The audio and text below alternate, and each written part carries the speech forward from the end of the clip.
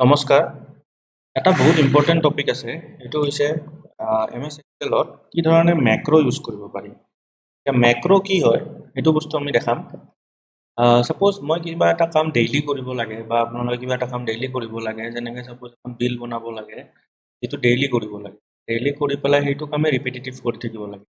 তো হেতু কাম শৰ্টকাট বা কম টাইমৰ ভিতৰত কেনেকৈ কৰিব পাৰি এটো দেখাম এটো ম্যাক্ৰো ইউজ কৰি পেলাই কৰিব পাৰি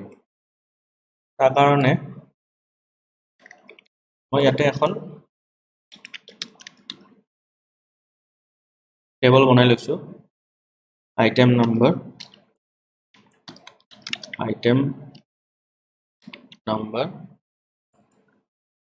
item description price quantity total এতিয়া ইয়াতে দিছো item number 1 অনৰ পৰা sorry 2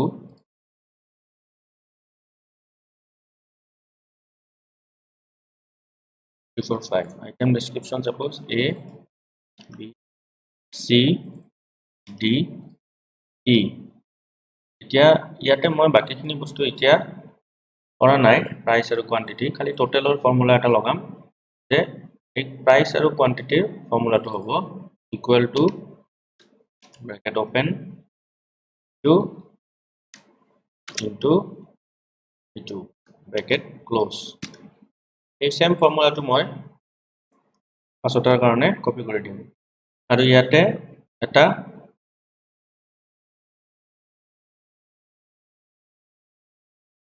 টোটাল বুলি এটা ফৰ্মুলা সেল লম ইয়াতে আৰু ইয়াতে এটা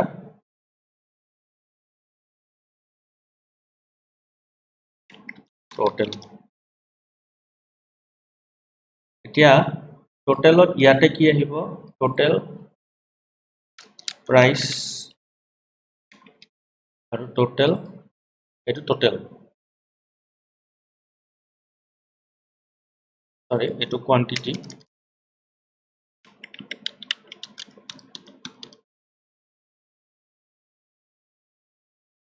এটো টোটাল প্রাইস তো ইয়াতে আহিব তো ইয়াতে টোটাল কোয়ান্টিটি তো কেনেকৈ আনিম ইকুয়াল টু দিম equal to bracket open price plus sorry ইয়াতে এটা আছে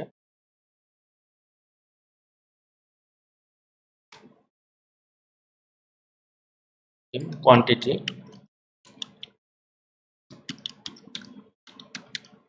আৰু এটো দিম price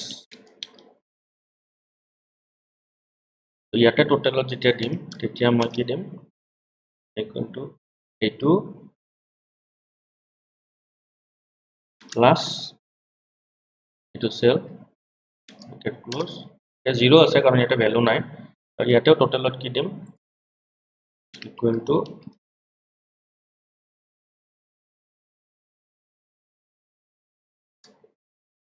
plus 2 bracket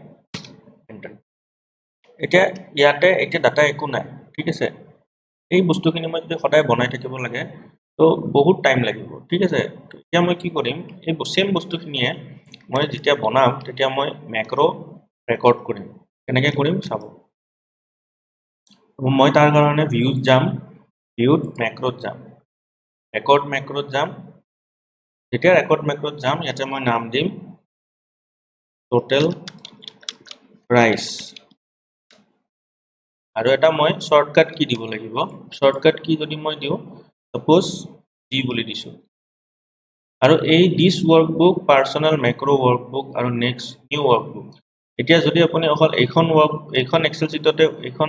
শীট 1ত হোৱাটো বিচাৰে তেতিয়াহলে দিস ওয়াৰ্কবুক দিব যদি গোটেইবিলাকত শীটত যিমান শীট আহিব সবতে হোৱাটো বিচাৰে তো পাৰ্সোনাল ম্যাক্ৰো ওয়াৰ্কবুক দিব আৰু ওকে কৰিব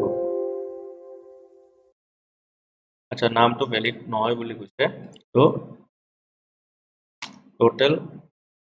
price দিছো ওকে মানে স্পেস দিয়া কাৰণে লোৱা নাছিলে এতিয়া মই সেম কাম কৰিম item number item description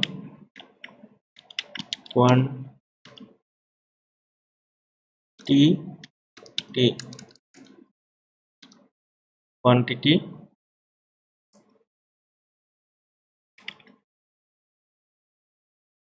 price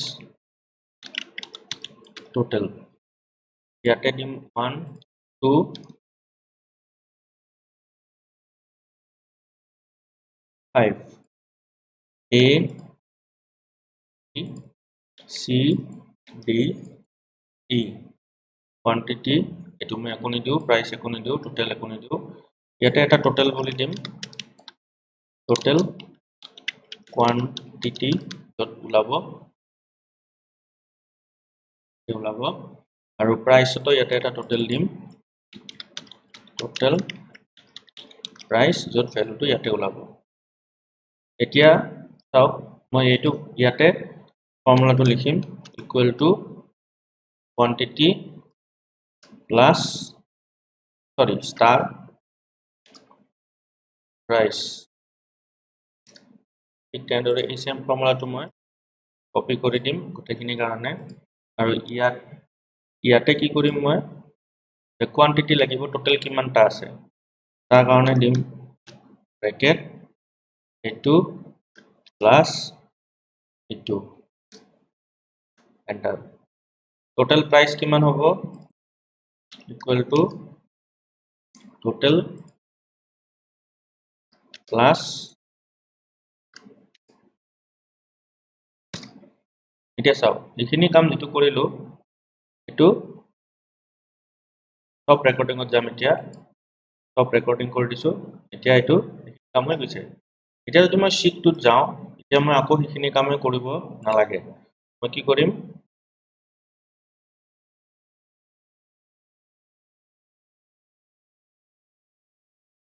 insert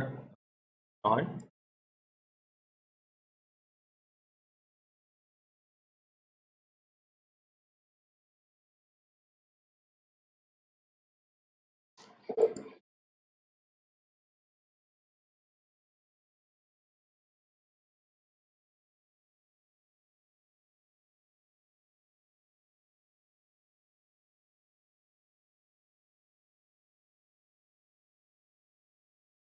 ডেভেলপাৰত যাম গৈ পেলাই macros সিলেক্ট কৰিম তো এটো টোটাল প্ৰাইসৰ macroটো আছে ইয়াতে ৰান কৰি দিয়াৰ লগে লগে এই বস্তু আহি গৈছে আমি যেতিয়া এটা ওৱান কোৱান্টিটি